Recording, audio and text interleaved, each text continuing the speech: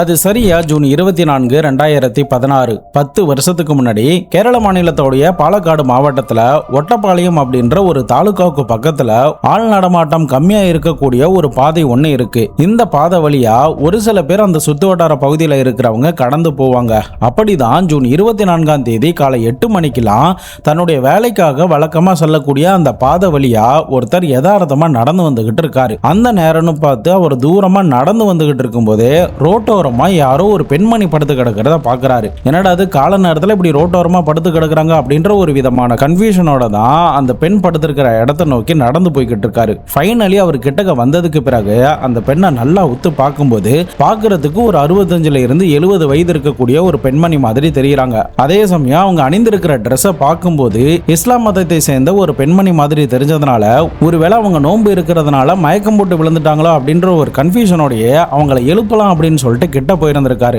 But அந்த பெண்மணி கிட்ட இருந்து அந்த நேரத்துல எந்தவித அசைவுமே இல்லை. ஆனா முகமும் கைகால்களும் பார்க்கறதுக்கு ஃப்ரெஷ்ஷா தான் இருந்திருக்கு. ஆனாலும் ஏன் இவங்க கிட்ட எந்த அசைவும் இல்லை அப்படின்னு சொல்லிட்டு அவங்க மூச்சு விடுறாங்களா இல்லையாங்கிறத தெரிஞ்சுக்கிறதுக்காக அவங்களுடைய மூக்கு கிட்ட ஒரு விரலை வச்சு பார்க்கும்போது தான் அவங்க ஏற்கனவே இறந்து போயிட்டாங்க அப்படின்னு அந்த நபருக்கு தெரிய வர ஆரம்பிச்சது.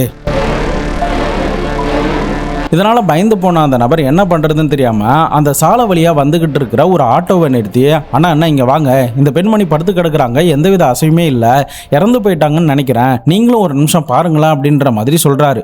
அந்த ஆட்டோக்காரரும் கிட்ட இறங்கி வந்து பார்க்கும்போது ஆமா அவங்க மூச்சு விடுற மாதிரியே தெரியல, உடனடியாக நம்ம போலீஸுக்கு தகவல் கொடுத்துடலாம் அப்படின்னு சொல்லிட்டு அந்த பகுதியில் இருக்கிற ஒரு போலீஸ் ஸ்டேஷனுக்கு இந்த இன்ஃபர்மேஷனை கொடுக்குறாங்க. போலீஸ் ஆஃபீஸரும் கொஞ்சம் கூட டைம் வேஸ்ட் பண்ணாம இமிடியேட்டா உங்களுடைய டீம் அழைச்சிட்டு வந்து அந்த சம்பவ இடத்துல படுத்து கிடக்கிற அந்த பெண்மணியை பார்த்ததும் அவங்களுடைய கைகால்கள் எல்லாமே பயங்கரமா விரைச்சு போன நிலையில இருக்கு. அதனால அவங்க இறந்து ஒரு நாட்களுக்கு மேல இருக்கலாம் அப்படின்னு நினைச்சாங்க. அதே சமயம் அவங்க காது கிட்ட பார்த்தா பல வருடங்கள் தோடு அணிந்து அந்த காது எந்த மாதிரி கீழே தொங்கி இருக்குமோ அந்த மாதிரியான தோற்றத்துல அந்த பெண்மணியோடைய காதுகள் காணப்பட்டிருக்கு.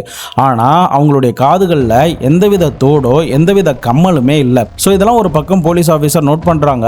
இன்னொரு பக்கம் forensic team, finger print expert எல்லாருமே சம்பவ இடத்துக்கு வந்து அந்த இடத்தை கம்ப்ளீட்டா சீல் பண்ணி வழக்கமா அவங்க பண்ணக்கூடிய எல்லா விஷயங்களையுமே பண்ண ஆரம்பிச்சாங்க. இன்னொரு பக்கம் அது கிராமப்புறங்கிறதுனால சுத்து வட்டாரத்துல இந்த செய்தி வந்து காட்டு தீ மாதிரி பரவ ஆரம்பிச்சது. கொஞ்ச நேரத்திலே பார்த்தா அந்த இடத்துல பொதுமக்கள் எல்லாருமே கூடிடவும் செய்யறாங்க. இப்ப போலீஸுக்கு அந்த கிரைம் சீன்ல இருந்து என்ன கிடைச்சதுன்னா, ஒன்னு அந்த இறந்து போன பெண்மணியோடைய சடலம், இன்னொன்னு அவங்களுடைய கையில இருந்த ஒரு சின்ன கட்டப்பை மாதிரி இருக்கிற ஒரு பேக். இந்த பேக்கை போலீஸ் ஆஃபீஸர் செக் பண்ணி பார்த்ததுல அதுக்குள்ள ஒரு பட்டன் மொபைல் போன் இருந்திருக்கு. அந்த மொபைல் வந்து சுவிட்ச் ஆஃப் பண்ணப்பட்ட நிலையில இருக்கிறதுனால எதுக்கும் நம்ம ஆன் பண்ணி பார்ப்போம்னு சொல்லிட்டு யதார்த்தமா ஆன் பண்றாங்க. அப்பதான் அந்த மொபைல் வந்து சார்ஜ் இல்லாம ஆஃப் ஆகல, யாரோ வாண்டடா இந்த மொபைலை சுவிட்ச் ஆஃப் பண்ணியிருக்காங்க அப்படிங்கிறது தெரிய வந்துச்சு.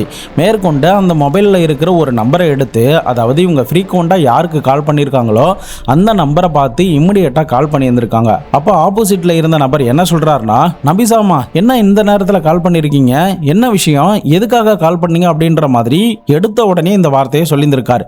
அதுக்கப்புறம் போலீஸ் அதிகாரிகள் நடந்த விஷயத்தை எல்லாத்தையுமே சொன்னதுக்கு பிறகுதான் அவர் சம்பவ இடத்துக்கு வரவழைக்கப்படுறாரு. அவருமே ஒரு 40 நிமிஷத்துல சம்பவ இடத்துக்கு வந்து அந்த இறந்து போன பெண்மணியை பார்த்துட்டு, இவங்க வேற யாரும் கிடையாது, தொட்டாரா பகுதியில் ஒரு பெரிய கூட்டு குடும்பத்தில் வாழ்ந்துகிட்டு இருக்கிற 71 வயதுன்னு இருந்த நபிசா தான் இறந்து கிடக்குறாங்க அப்படின்னு அடையாளம் காட்டியிருந்திருக்காங்க. உடனடியா போலீஸ் அதிகாரிகள் இறந்து போன நபிசாவுடைய குடும்பத்தார்களுக்கு தகவல் கொடுத்திருந்திருக்காங்க. இப்போ போலீஸுக்கு இருந்த ஒரு பெரிய சவால் என்னன்னா, எதனால நபிசா இந்த இடத்துல கொலை செய்யப்பட்டு கிடக்குறாங்க, இவங்களை யாரு கொலை பண்ணியிருப்பா, அவ்வளோ பெரிய கூட்டு குடும்பத்தில் ஒரு ஆள் மிஸ் ஆகி இருக்காங்கன்னா ஏன் இவங்க யாருமே மிஸ்ஸிங் கம்ப்ளைண்ட் கொடுக்கல, ஏன் இவங்க யாருமே தேடலை, எதுக்காக இந்த மாதிரியான எந்த ஆக்ஷன்லையுமே அவங்க இறங்கல, இவங்களை இங்க கொலை பண்ணி போட்டிருப்பதற்கான காரணம் என்னவா இருக்கும் அப்படின்ற எக்கச்சக்கமான கொஸ்டினோட தான் இந்த வழக்குக்குள்ள நுழைய ஆரம்பிச்சாங்க.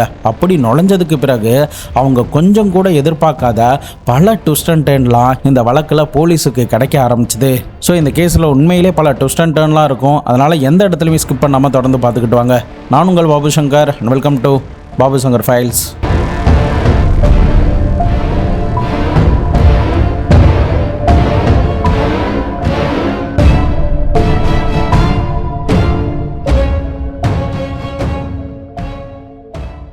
நபிசாவை யாரு கொலை பண்ணா, எப்படி அந்த இடத்துல இறந்து கிடந்தாங்க அப்படிங்கிறத தெரிஞ்சுக்கிறதுக்கு முன்னாடி நம்ம வீடியோவை இன்னும் நீங்கள் லைக் பண்ணாமல் பார்த்துக்கிட்டு இருக்கீங்கன்னா மறக்காமல் லைக் பண்ணி பாருங்கள். சப்ஸ்கிரைப் பண்ணாமல் யாராவது பார்த்துக்கிட்டு இருக்கீங்கன்னா சப்ஸ்கிரைப் பண்ணி எனக்கு சப்போர்ட் பண்ணுங்கள்.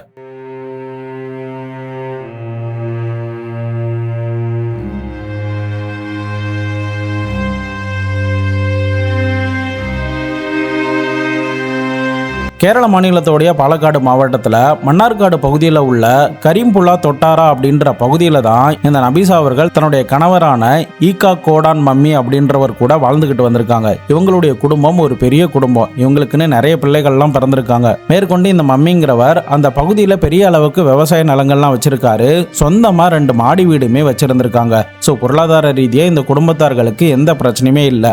ஆனால் இந்த நபீசாவுடைய கணவர் இவங்க இறந்து போவதற்கு பல வருடத்திற்கு முன்னாடியே இறந்து போயிட்டாரு. அதுக்கப்புறம் இந்த நபீசா தான் அந்த குடும்பத்தோடைய மொத்த சொத்துக்களையும் நிர்வாகம் பண்ண ஆரம்பிச்சாங்க. இப்படி இவங்களுடைய லைஃப் போய்கிட்டு இருந்த நேரத்துல தான் இவங்க மர்மமான முறையில அந்த ரமலான் மாதத்துல சாலை ஓரமா மர்மமான முறையில இறந்து கிடந்திருக்காங்க. பட் இது ஒரு பக்கம் இருக்கட்டும், நம்ம கிரைம் சீன்ல அடுத்து என்னென்னலாம் நடந்துச்சுங்கிறத பார்க்கலாம். போலீஸ் வந்து அந்த அம்மா வச்சிருக்கிற பையை செக் பண்ணாங்கன்னு சொன்னல, அப்போ மொபைல் கூட ஒரு லெட்டர் ஒன்று கிடைச்சிருந்திருக்கு. அந்த லெட்டரை படிச்சதும் போலீஸுக்கு ஒரு பெரிய ஷாக். ஏன்னா அந்த லெட்டர்ல என்ன இருந்துச்சுன்னா, நான் தான் நபீசா பேசுறேன், எனக்கு என்னுடைய குடும்பத்துக்கு கூட வாழ்றதுக்கு சுத்தமா பிடிக்கல, அதனால என்னுடைய உயிரை நானே எடுத்துக்கிட்டேன், நான் விஷம் குடிச்சிட்டேன், என்னை யாரும் தேட வேண்டாம், என்னுடைய இறப்புக்கும் யாரும் காரணம் இல்லை, எனக்கு இந்த உலகத்துல வாழ பிடிக்கல, அதனாலதான் நான் இங்கிருந்து கிளம்புறேன் அப்படின்ற மாதிரி எழுதியிருக்காங்க. பட் இந்த லெட்டரை படிச்சு பார்த்ததுமே போலீஸுக்கு ஒருவேளை நபீசா வந்து இப்படிப்பட்ட தவறான முடிவை எடுத்துட்டாங்களோ அப்படின்னு தான் தோணுச்சு.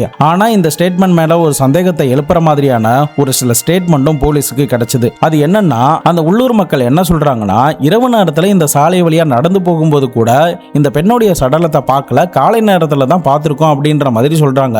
ஆனா உடம்பு பயங்கரமா விரைச்சு போயிருந்ததுனால, இவங்க இறந்து ஒரு நாட்களுக்கு மேல இருக்குன்னு சொல்லப்பட்டதுனால சம்திங் இவங்க வேற இடத்துல இறந்து கிடந்திருக்கலாம், அதுக்கப்புறம் இங்க யாரோ வந்து போட்டிருக்கலாம் அப்படின்ற மாதிரி நினைச்சாங்க. இந்த சந்தேகத்தை இன்னும் வலுக்கிற விதமா தான் அந்த கிரைம் சீன்ல இருந்து கொஞ்சம் தூரத்திலேயே ஒரு பெரிய சாக்குப்பை ஒன்று கிடைச்சது. அந்த சாக்குப்பையை ஃபாரன்சிக் ஆஃபீஸர் சோதனை பண்ணப்போ அதுக்குள்ள ஒரு தலைமுடி இருந்திருக்கு. அந்த தலைமுடி இறந்து போன நபீசாவுடைய தலைமுடி கூட பர்ஃபெக்டா மேட்ச் ஆகுது. ஸோ ஆக மொத்தம் இந்த பெண்மணி வேற ஒரு இடத்துல இறந்திருக்காங்க, அதுக்கப்புறம் யாரோ தூக்கிட்டு வந்து இங்க போட்டிருக்காங்க அப்படின்ற ஒரு விஷயம் இந்த கிடைச்ச இந்த 2 எவிடன்ஸ் மூலமா போலீஸுக்கு விளங்க ஆரம்பிச்சது. ஸோ ஃபைனலி இந்த 2 விஷயம் மூலமா போலீஸுக்கு என்ன தெளிவா புரிஞ்சிச்சுன்னா, இந்த பெண்மணி தன்னுடைய உயிரை தானே மாச்சிக்கல, விஷம் எதுவும் அருந்தல, வேற யாரோ கொலை பண்ணி தான் இங்க வந்து போட்டிருக்கணும் அப்படின்ற மாதிரி போலீஸ் முதற்கட்டமாய் இந்த இடத்துல இருந்து சந்தேகப்பட்டு வழக்க அடுத்த கட்டத்துக்கு நகர்த்த ஆரம்பிச்சாங்க. தொடர்ந்து போலீஸ் ஆஃபீஸர் அந்த வழக்கமான இன்வெஸ்டிகேஷன் ப்ராசஸில் ஈடுபட்டுக்கிட்டே இருக்கும்போது இன்னொரு பக்கம் அந்த தகவல் எல்லாம் கேட்டுட்டு இந்த பெண்மணியை வசிக்கக்கூடிய கிராமத்தில் இருக்கிற மக்கள் எல்லாரும் சம்பவ இடத்துக்கு, அதாவது கிரைம் சீனுக்கே வந்து அந்த பெண்மணியோடைய சடலத்தை தூரத்தில் இருந்தே பார்க்க ஆரம்பிச்சிட்டாங்க. அப்போ ஒரு இடத்துல போலீஸ் ஆஃபீஸர்லாம் நின்று பேசிக்கிட்டு இருக்காங்க. பொதுமக்கள் எல்லாரும் அந்த இடத்துக்கிட்ட வந்துக்கிட்டே இருக்காங்க. அதில் புதுசாக வந்த ஒரு நபர் வந்து அங்கே ஏற்கனவே வேடிக்கை பார்த்துக்கிட்டு இருக்கிற ஆளுக்கிட்ட என்னாச்சு, யார் இங்கே இறந்து கிடக்குறா அப்படின்னு சொல்லி கேட்கும்போது, நம்ம ஊரில் அந்த நபீசான் இருந்தாங்கல்ல, முகமதோடைய அம்மா, அவங்க தான் விஷம் குடிச்சு இங்க இறந்து கிடக்குறாங்க, ஒரு லெட்டர்ல கூட நான் விஷம் குடிச்சு இறந்துட்டேன்னு எழுதியிருக்காங்க அப்படின்ற மாதிரி சொன்னதுமே அதுக்கு அந்த புதுசா வேடிக்கை பார்த்த வந்த நபர் என்ன சொல்றாருன்னா, என்னது லெட்டர் அவங்க எழுதுனாங்களா அப்படின்னு ஆச்சரியமா கேட்டிருந்திருக்காரு. இப்படி இவர் ஆச்சரியமா கேட்ட அந்த கொஸ்டின் தான் இந்த வழக்கை சால்வ் பண்ண போகுதுன்னு அப்பா அவர் கொஞ்சம் கூட எதிர்பார்க்கல. இன்னொரு பக்கம் போலீஸ் வந்து ஒரு இடத்துல நின்று பேசிக்கிட்டு இருந்தாங்கன்னு சொன்னல, அதுல இருந்த ஒரு சர்க்கிள் இன்ஸ்பெக்டர் இந்த ஆள் சொன்ன ஸ்டேட்மெண்ட்டை காது கொடுத்து கேட்டிருந்திருக்காரு. சம்திங் இதுல ஏதோ ஒன்று ஃபிஷியா இருக்கே அப்படின்ற மாதிரி நினைச்சு இமிடியேட்டா அந்த ஸ்டேட்மெண்ட்டை சொன்ன, அதாவது அவங்க லெட்டர் எழுதுனாங்களா அப்படின்னு சொல்லி ஒரு ஆச்சரியமா கேட்டார்ல, அந்த நபரை வந்து தனியா கூப்பிட்டு விசாரணை பண்ண ஆரம்பிச்சாங்க. இன்னொரு பக்கம் பார்த்தா அந்த கிரைம் சீன்ல இறந்து கிடந்த பெண்மணியை மீட்டு பிரேத பரிசோதனைக்காக ஹாஸ்பிட்டலுக்கு அனுப்பி வைக்கிறாங்க. அங்க மருத்துவர்கள் அந்த பெண்மணியுடைய சடலத்தை சோதனை பண்ணி பார்த்துட்டு இவங்க விஷம் குடிச்சு தான் இறந்து போயிருக்காங்க, ஆனா இந்த விஷம் அவங்க அருந்தின விதத்தை பார்க்கும்போது அவங்களுடைய உயிரை அவங்களே மாற்றிக்கிட்ட மாதிரிலாம் தெரியல, யாரோ இவங்கள வலுக்கட்டாயமா தான் குடிக்க வச்சிருக்காங்க அப்படின்ற ஒரு ஸ்டேட்மெண்ட்டை மருத்துவர்கள் தங்களுடைய அறிக்கையில சொன்னாங்க. இந்த ஸ்டேட்மெண்ட்டை வெறும் வார்த்தைகளால மட்டும் இல்லாம அறிவியல் பூர்வமான காரணத்தோட தான் மருத்துவர்கள் அந்த அறிக்கையில சொன்னாங்க. அது என்னங்கிறத இப்ப நம்ம பார்க்கலாம்.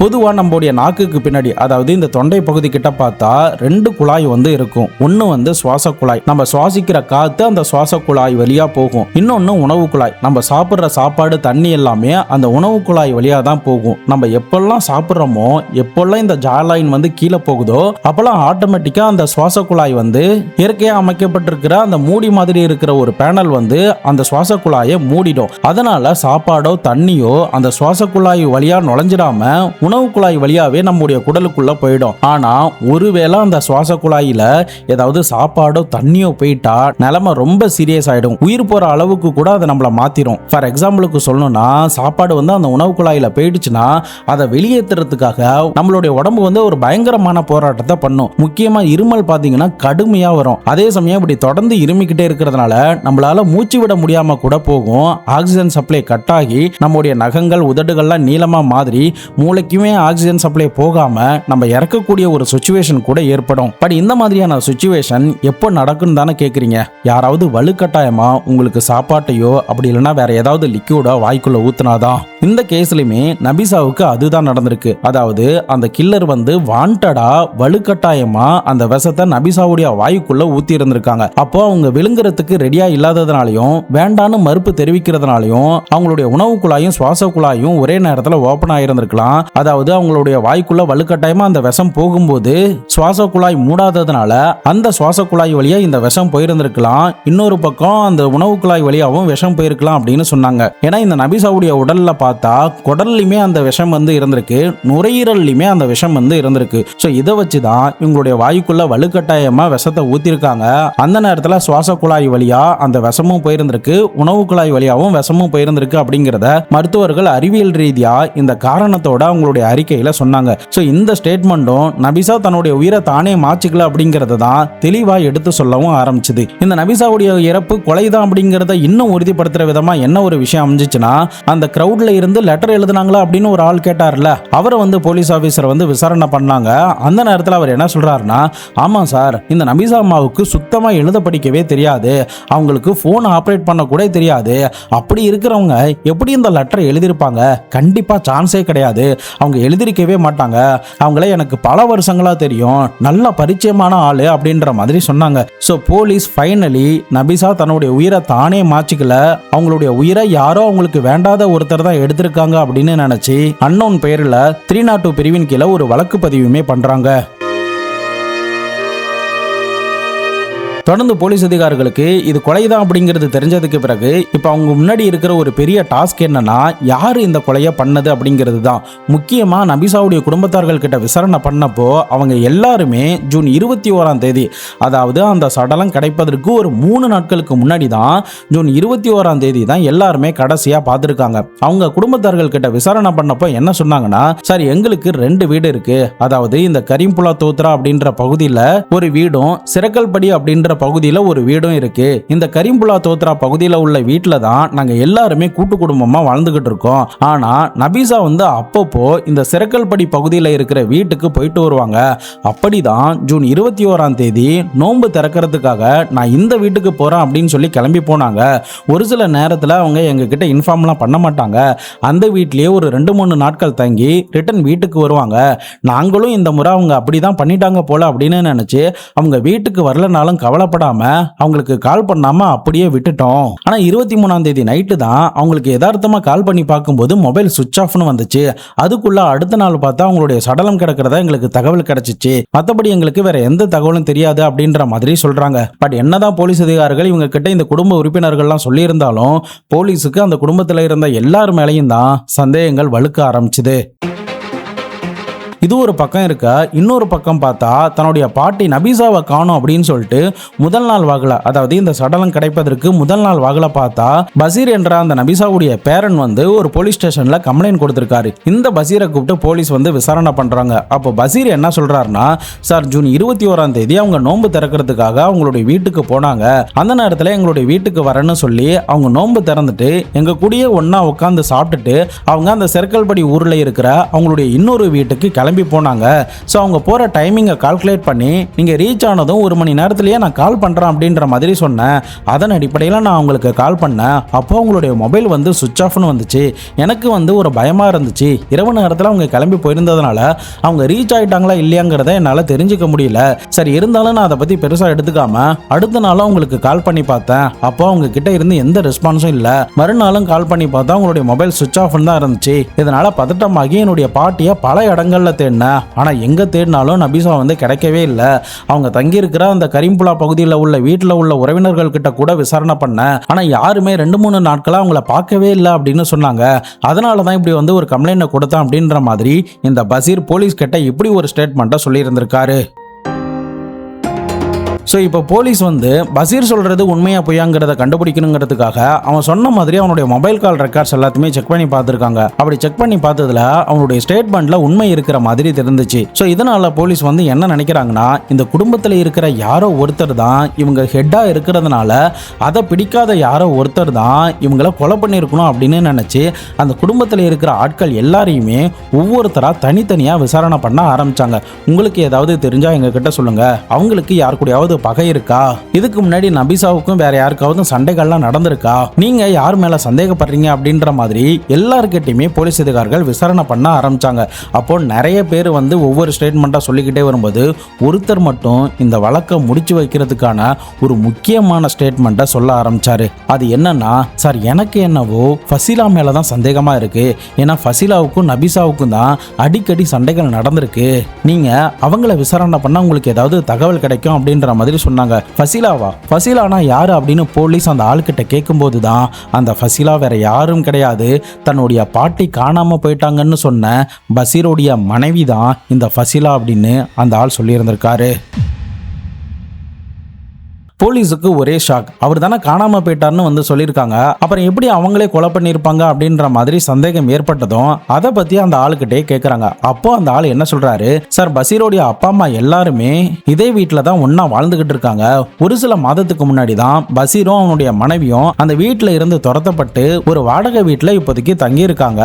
ஆனா அவங்கள அந்த வீட்டில் இருந்து துரத்துவதற்கான காரணம் என்னன்னா, பஷீரோடைய அப்பாவுக்கு 2013 இருந்து 2015 வரைக்குமே அவருடைய சாப்பாட்டில் கொஞ்சம் கொஞ்சமாக விஷம் கலந்துக்கிட்டு வந்ததாகவும் அதை ஒரு நாள் பஷீருடைய அப்பா பார்த்துட்டதாகவும் அதுக்காக மருமகளான ஃபசிலா மேலே ஒரு வழக்கு பதிவையும் பண்ணியிருக்காரு அப்படின்னும், அதனால அந்த குடும்பத்தில் இருக்கிற யாருக்குமே இந்த ஃபசிலாவை பிடிக்காது, முக்கியமாக இந்த நபிசாவுக்கும் இந்த ஃபசிலாவை பிடிக்காது, அதனால தான் இந்த ஃபசிலா வந்து நபிசாவை கொலை பண்ணியிருப்பா அப்படின்னு நான் ஸ்ட்ராங்காக சொல்கிறேன் அப்படின்ற மாதிரி தன்னுடைய ஸ்டேட்மெண்ட்டை அந்த குடும்பத்தில் இருக்கிற ஒரு உறுப்பினர் போலீஸ் கிட்ட சொல்லியிருந்திருக்காரு. இப்போ போலீஸும் நல்லா யோசிச்சு பார்க்கும்போது கடைசியாக இந்த பாட்டியான நபிசா இந்த பஷீர் மற்றும் ஃபசிலாவுடைய வீட்டுக்கு தான் போயிருந்திருக்காங்க.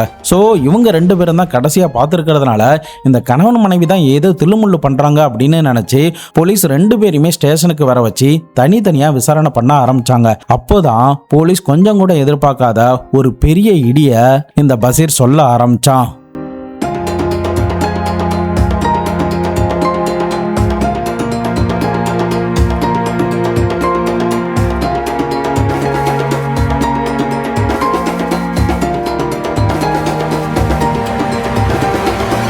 இந்த பஷீர் ஆக்சுவலி யாருன்னா, இந்த நபிசாவுடைய மகன் வழி மகன், அதாவது தன்னுடைய சொந்த பேரன். இந்த சொந்த பேரனான இந்த பஷீரும் பஷீருடைய மனைவியான ஃபசிலாவும் இந்த நபிசாவுடைய வீட்டில் தான் ஒன்றா கூட்டு குடும்பமாக இருந்தாங்க. அந்த குடும்பத்தில் பார்த்தா இந்த பஷீருடைய அம்மா அப்பா ப்ளஸ் இந்த நபிசாவுடைய மற்ற மகன்கள் மகள்கள் அப்படின்னு சொல்லிட்டு எல்லாருமே ஒரு பெரிய கூட்டு குடும்பமாக தான் வாழ்ந்துக்கிட்டு இருந்தாங்க. ஸோ இப்படி கூட்டு குடும்பமாக இருந்த நேரத்தில் கொஞ்சம் கொஞ்சமாக அவங்களுடைய நகைகள் எல்லாமே திருடு போக ஆரம்பிச்சுது. ஆரம்பத்தில் பஷீரோடைய அம்மா வந்து தன்னுடைய மருமகள் தான் எடுத்திருக்கா அப்படின்னு தெரிஞ்சாலும் எதுக்கு அவளை பற்றி வெளியில் சொல்லி அசிங்கப்படுத்தணும், அதனால் வேணாம் நம்ம மருமகள் தானே எடுத்தா அப்படின்னு சொல்லிட்டு அவங்க அதை பற்றி பெருசாக கண்டுக்காமல் அப்படியே விட்டுருந்துருக்காங்க.